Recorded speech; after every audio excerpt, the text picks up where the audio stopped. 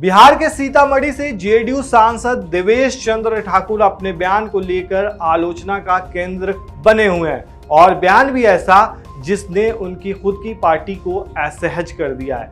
यादव और मुसलमानों ने उन्हें वोट नहीं दिया, इसलिए वो उनकी मदद नहीं करेंगे। लेकिन सवाल यह है कि नीतीश कुमार क्या सोचते हैं इस बारे में। क्या बिहार में मुसलमान वोटर की पहली पसंद नीतीश कुमार है या फिर आरजेडी? चलिए आज के इस वीडियो में जेडीयू यानी नीतीश कुमार और मुसलमान दोनों के इतिहास को देखते हैं और जानने की कोशिश करते हैं कि क्या नीतीश कुमार की राजनीति में मुसलमानों का कितना साथ मिला या नहीं मिला। साल 2010 का बिहार विधानसभा चुनाव वो चुनाव है जिसकी मिसाल बीजेपी तब देती है जब उस पर मुसलमान विरोधी पार्टी होने का आरोप लगता है। दरअसल 2010 के विधानसभा चुनाव में नीतीश कुमार को प्रचंड जीत मिली थी। लालू रामविलास का गठबंधन 25 सीटों पर ही सिमट कर रह गया था। जी हां, जबकि एनडीए को 243 सीटों वाली विधानसभा में 206 सीटों पर जीत मिली थी। यह अपने आप में बड़ा मार्जिन है। जेडीयू 115 सीट जीतने में कामयाब रही थी और बीजेपी 91 सीट, यानी जेडीयू 115 सीट जीती थी। 1990 के बाद से बीजेपी का वोट शेयर लगातार बढ़ता गया। 2010 की जीत के बाद भी नीतीश कुमार अपनी सेक्युलर छवि को लेकर उसी तेवर में रहे। लेकिन 2013 में जब नरेंद्र मोदी को बीजेपी ने गुजरात से दिल्ली में लाने का फैसला किया तो चीजें तेजी से बदलने लगी। मतलब बहुत सारे बदलाव आने शुरू हो गए।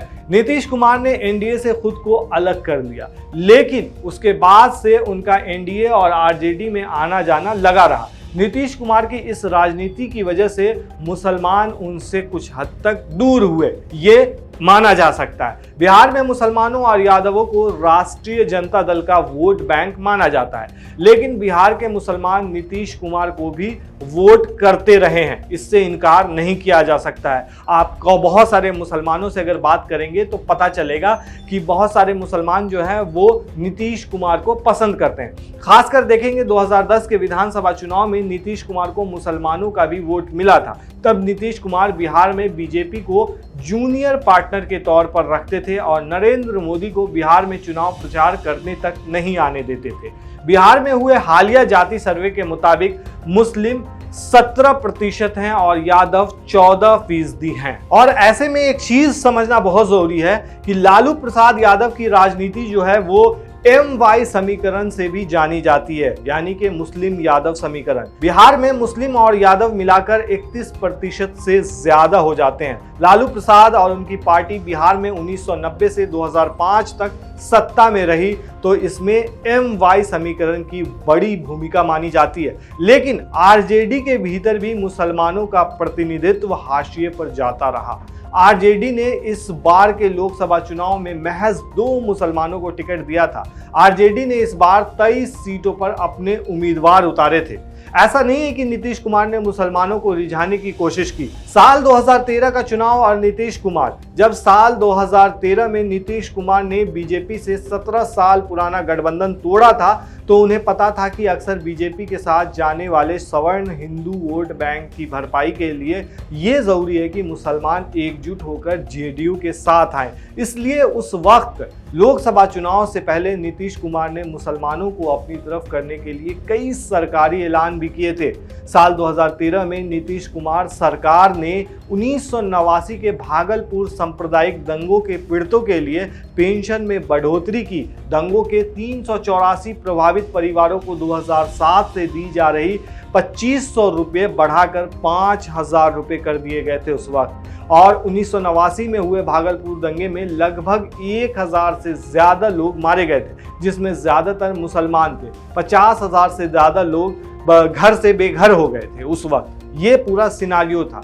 सन 2013 में ही नीतीश कुमार ने सरकारी सहायता प्राप्त मुस्लिम धार्मिक स्कूलों यानी तालीमी मरकज में पढ़ाने वाले वॉलेंटियर शिक्षकों के मासिक भत्ते भी बढ़ा दिए थे। उन्हें 3500 रुपए महीने की जगह 5000 रुपए वेतन दिया जाने लगा था। वहीं जब साल 2015 का विधानसभा चुनाव नीतीश कुमार ने आरजेडी के साथ महागठबंधन बनाकर लड़ा तो यादव और मुसलमान वोट बैंक पूरी तरह महागठबंधन के पास ही रहा। ऐसा इसलिए हुआ था क्योंकि मुसलमानों के नीतीश कुमार की सेक्युलर छवि पर कोई शक नहीं था। साल 2020 के विधानसभा चुनाव में जब नीतीश फिर बीजेपी के साथ आ गए थे तो भी मुसलमानों और यादवों के वोटिंग पैटर्न में कोई खास बदलाव नहीं आया था। CSDS के चुनाव के बाद होने वाले सर्वे में ये बात सामने आई कि कुर्मी, कोयरी और अन्य पिछड़ा वर्ग ने एनडीए की ओर चली गई है। ये मुस्लिम और यादव जो आरजेडी के पारंपरिक वोटर माने जाते हैं, बड़े पैमाने पर महागठबंधन के साथ चले गए। हर 10 में से 9 यादवों और 3/4 मुसलमानों ने महागठबंधन को वोट किया था। ये सर्वे में पता चला था। 1995 के बिहार विधानसभा चुनाव में लालू यादव और नीतीश अलग हो चुके थे। सवर्ण जातियों के खिलाफ पिछड़ी जातियों की जो गोलबंदी 1990 के विधानसभा चुनाव में दिखी थी, वो नीतीश और लालू के अलग होने से टूटती हुई दिखी। वहीं आप अगर देखेंगे कि बिहार में पिछड़ी जातियों में यादव और कोयरी, कुर्मी सबसे ज्यादा प्रभावशाली जातियां हैं, लेकिन 1995 के विधानसभा चुनाव में दोनों का नेतृत्व अलग हो गया था।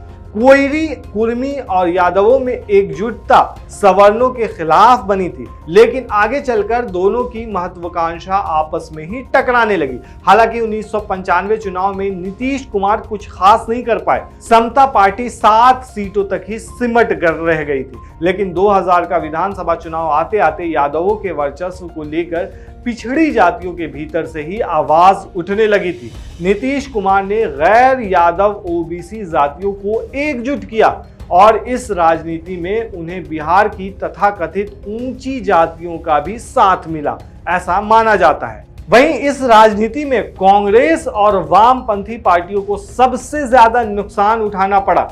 दोनों हाशिए पर जाती रहीं। कांग्रेस को लालू की शरण में जाना पड़ा और आज तक वो वही हैं। नीतीश कुमार 1994 में कुर्मियों की रैली में शामिल हुए और उन्होंने कुर्मी हितों को रेखांकित भी किया था। 1995 के विधानसभा चुनाव में हार के बाद नीतीश कुमार को लगा कि वो बिहार में लालू यादव से अकेले नहीं लड़ सकते हैं। 1996 के लोकसभा चुनाव में नीतीश कुमार ने हिंदूवादी पार्टी बीजेपी से गठबंधन कर लिया। जिस बीजेपी को नीतीश कुमार मंदिर आंदोलन के दौरान आड़े हाथों लेते रहे थे, सांप्रदायिक पार्टी बताते थे, 1996 में लालू को हराने के लिए उसी के साथ आ गए।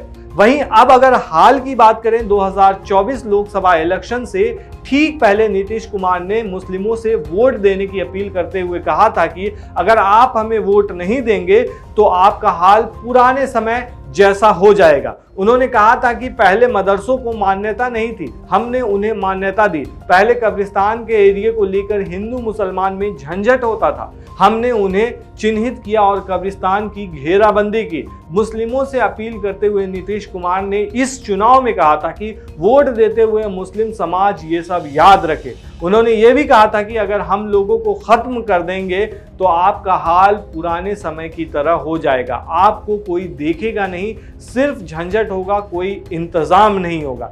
तो ये सारा जो 1995 से लेकर के अब तक जो है मुसलमानों और नीतीश कुमार का जो रिश्ता रहा है वो ऐसा रहा है बिहार के अंदर। और इस बार का जो चुनाव था वो काफी मायने में खास रहा है। देखा जाए तो इस बार नीतीश कुमार किंग मेकर की भूमिका में है और सरकार यानी केंद्रीय सरकार में एक अहम रोल निभा रहे हैं। और ऐसे में उनकी पार्टी की तरफ से अगर ऐसा बयान आता है कि मुस्लिम और यादवों का वो काम नहीं करेंगे और इस पर नीतीश कुमार की चुप्पी जो है वो बहुत ज़्यादा मतलब लोगों को चुभा सकती है। हालांकि किनारा कशी वो लोग इख्तियार कर रहे हैं, मतलब किनारे हो रहे हैं, उसके बयान को सपोर्ट नहीं कर रहे हैं, लेकिन फिर भी लोग क्या सोचते हैं इस पूरे मामले में ये समझना बहुत ज़्यादा ज़रूरी है। आपको क्या लगता है हमें कमेंट में ज़रूर बताएं।